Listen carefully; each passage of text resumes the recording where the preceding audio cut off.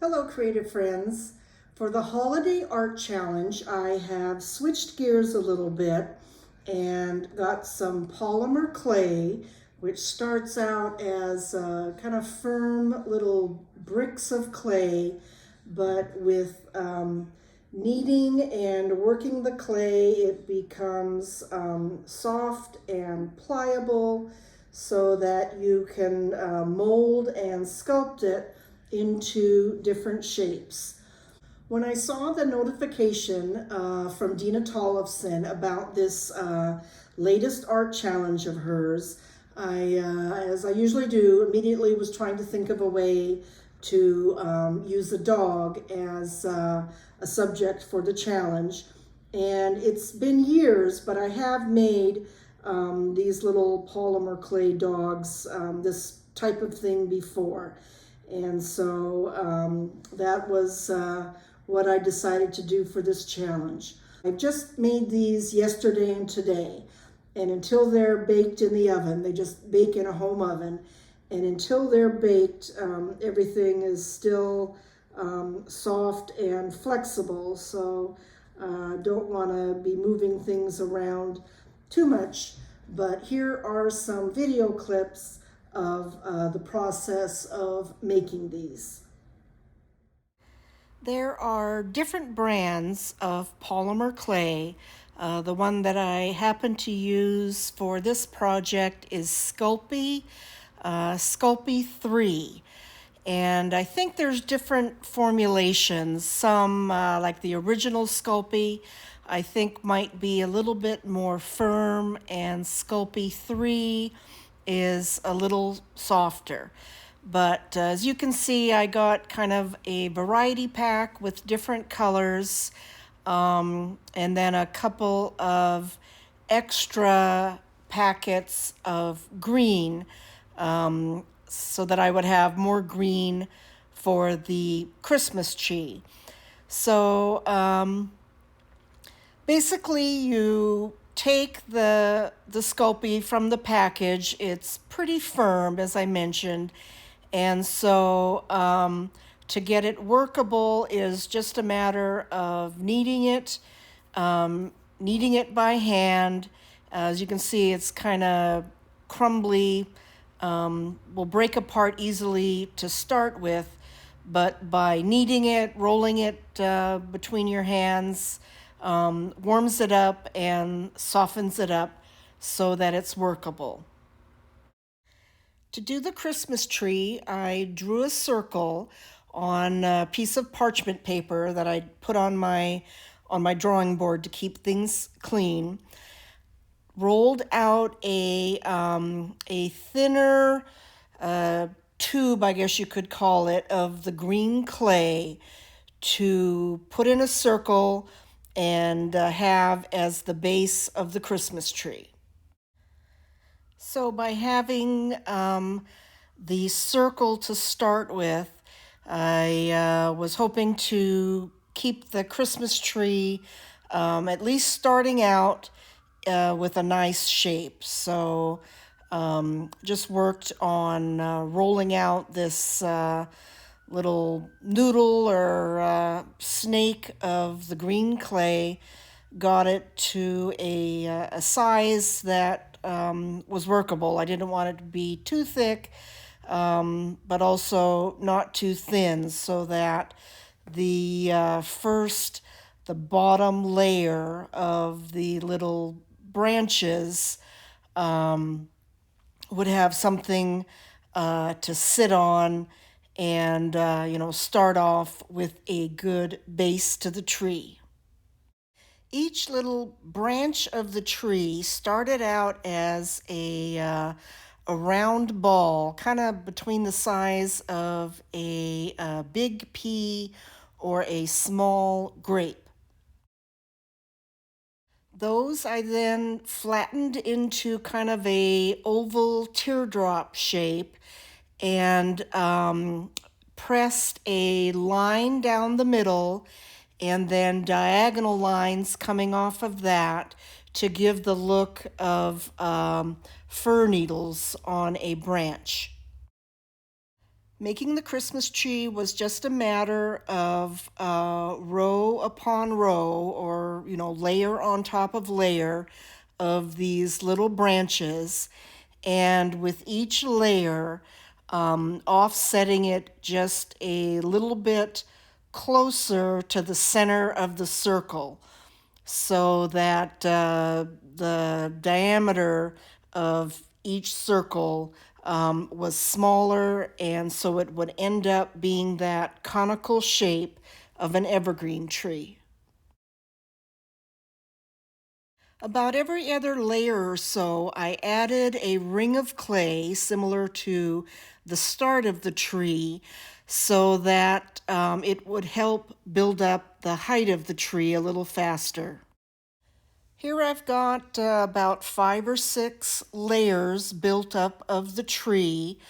I found that once the height of the tree started to get built up, it was easier to put the lines on each little branch, to put those lines on first, and then attach them to the tree. And I was pinching, as you can see, pinching the top to the layer beneath it, so that it would all stick together and hold its shape.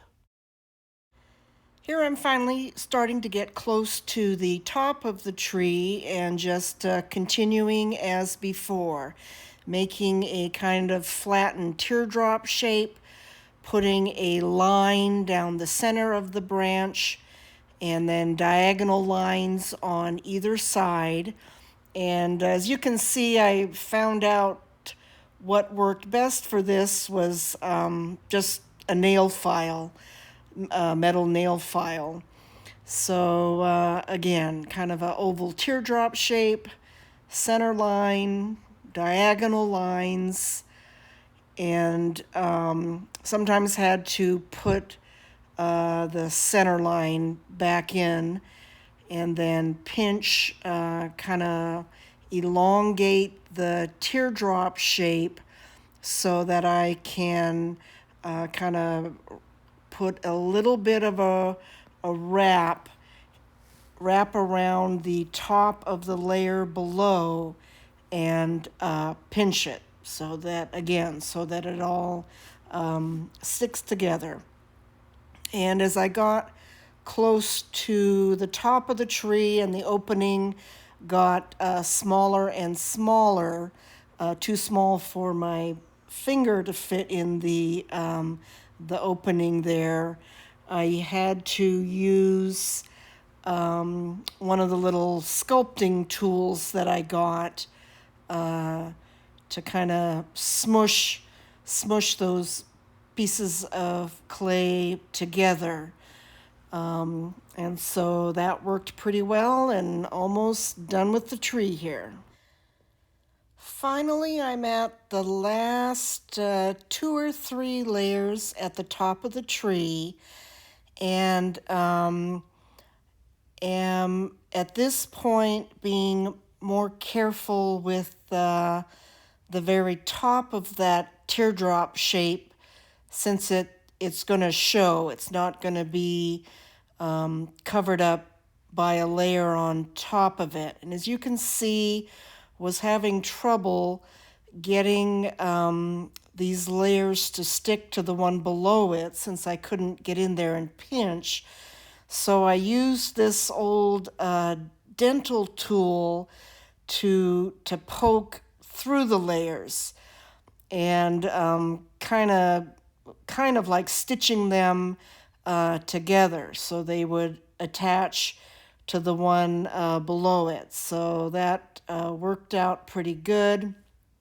And down to the last few branches at the top, was trying to give them a nice shape, pinch it to the one below it, and then put in the last few needle shapes to the branch.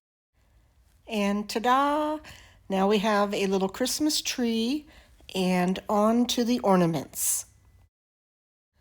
For those, I'm going to start with the gold star on top of the tree, which reminds me a tip for working with polymer clay is to wash your hands when you change colors, especially going to a lighter color because there will be residue on your hands, and that will especially show on a lighter color. Will pick that up and make it look dirty. So anyway, making the star was a lot of pinching and shaping with kind of a chisel tool, then poking a hole in the bottom so that it would fit over the top of the tree. And finally got that to work. It did take a while, and so got the star on top, and then went to do the little yellow ornament balls while my hands were still clean.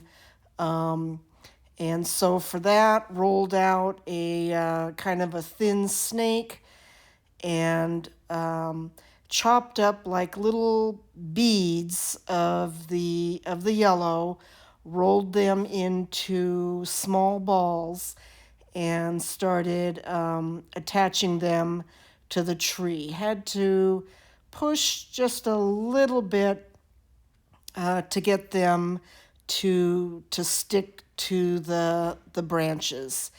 And when I'm done with the tree, I'll probably put like a glaze on it to hold everything together. So anyway, after I had the yellow little ball ornaments on, did the same thing, rolled out a thin little rope of red clay and chopped those up into little beads, rolled the beads into small ball ornaments and attached those. And then here, as long as I'm working on the red, I am making a little Kong toy. So had a bigger glob of clay, rolled it into that oblong kind of a shape that a Kong toy is in, and then am kind of indenting between the segments, what would be the segments. And I actually did two Kong toys. I did one this way, starting with one kind of blob of clay and shaping it. And then I did another one where I kind of built a snowman out of the red clay. Had a larger, a medium, and a smaller ball, stacked them on top of each other, and then just kind of did a little bit of rolling and squashing to get it into the Kong shape. They both worked okay. This was the first attempt, though, at doing that. So here, putting the little hole in the top, and then the bigger hole at the bottom, so that it does actually look like a little Kong toy. Now moving on to blue clay, and again rolling out a thin snake, cutting beads, rolling the beads into little ball ornaments, and attaching them to the tree.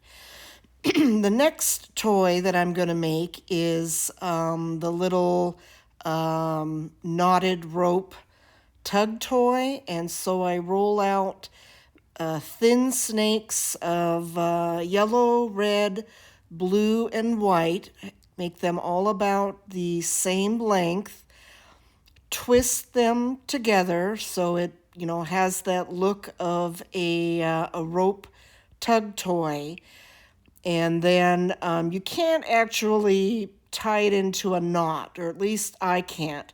But by giving a twist to each end, it gives it the look of a knotted rope tug toy. Pretty cute, huh?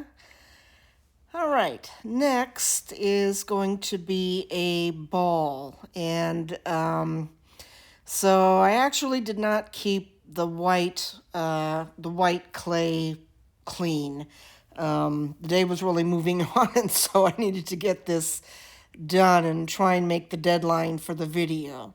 So anyway, I made a ended up being a pinkish white ball, and then took my other colors, kind of made a swirl with a long piece of yellow clay, rolled that around so that it blended in, then made little balls of red, blue, and green, and then kind of smushed them on there and just kind of a spotted pattern.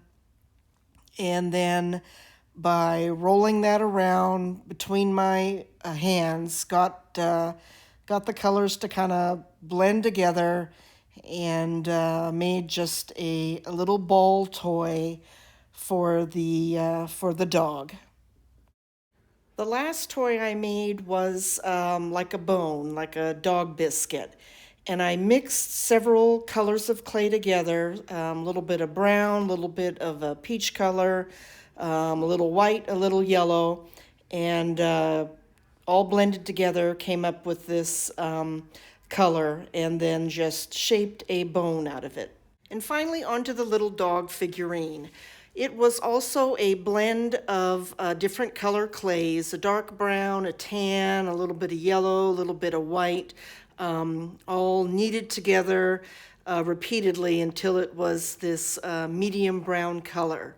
If I'd had more time, I would have liked to try a wire armature, but I ended up just making this out of a piece of clay, just pinching and pulling and reshaping from one piece. I've got the body pretty much how I would like it, except without an armature, the clay kind of tends to get stretched out, so I squash the front and back end closer to each other, so the body is more the dimension I want. So the skull is kind of one block, the muzzle is a little bit smaller block area, and here I am pinching out the ears.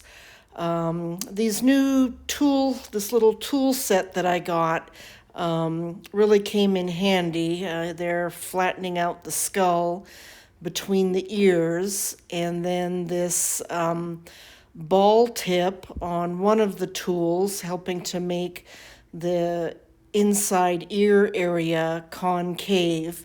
There were 3 different sizes: a small, this medium size, and then a larger ball. And so depending on what area of the body I was working on, they came in handy. And so here I am kind of defining the eye area, the stop, which is the break between the muzzle up to the skull, and then kind of the brow furrow, and just kind of generally shaping the head. Now that the head is pretty much how I want it, I put in the eye sockets with this medium pointy end of one of the tools. So eye sockets, and then a hole to put the nose in. As you can see, I've got 2 little black balls for the eyes, and then a little bit larger shape for the nose. Have to make the eye sockets a little bit bigger for them to fit in. So I'll get the eyes put in. Ideally would have baked these ahead of time, but that way they would have been harder, but just didn't have time. And then the nose is a little bit bigger ball that's shaped roughly triangular for the outside part that's gonna show. And so get that put into the little nose socket, I guess, and kind of make sure that's set in the muzzle. Then of course the nose needs some nostrils, so I use the smallest ball tool to put the nostrils in. And then to put a little bit more molding on the face, I got little slivers of clay shaved off to like where the back feet could have been a little bit smaller, so got little shavings of clay, and I'm using them to put an upper eyelid eyebrow sort of shape over the eyes, and that just helps set the eyeball into the socket so that it looks more natural, and then also I think gives a little bit more of an expression to the face. And I decided I was gonna give this little dog, kind of looks terrierish to me, and so was going to give it a little bit of a scruffy, whiskery look. So kind of putting some texture in the eyebrow area. And again, using this old dental tool that I took from the animal hospital. They replaced it because the one end broke off. So I took it home, and it is turning out to be a great little tool for sculpting. And so give him some eyebrow, kind of eyebrow whiskery area here around the eyes. And then I'm just going to kind of use it to put texture all over. Again, a few more little slivers of clay to make a little bit of whiskers on the muzzle. And same like with the eyes, to kind of set the nose into the muzzle area a little bit better. If I'd have been thinking ahead of time, I would have set aside a little bit of a little ball of the brown clay and could have done more of this molding, but live and learn. It's something that I'll keep in mind the next time that I do one of these little polymer clay sculptures. But having that little bit of extra helps to build up the muzzle area where, you know, the dog would have a bit of a whiskery mustache, and just gives a little bit cuter look, a terrier look to the face here. So got the one side done, and a little bit more texturing on the skull around the side of the face. And as you can see, the expression is coming along. That helps a lot with this expression. And then doing a little bit more of the whiskers on the other side of the face. Try to make sure that these lines go more or less in the direction that the hair would grow.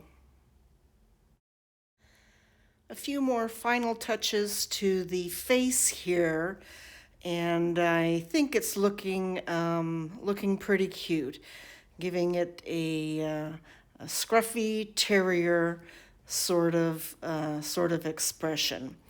So with the face done, I went on to put this texture on the rest of the body, sped up the speed here since that took a while, but got that finished, and here is the final result for the Holiday Art Challenge. I hope you enjoyed watching this project. If so, give that like button a boop. And to catch more of my animal art related content, please subscribe. Thanks.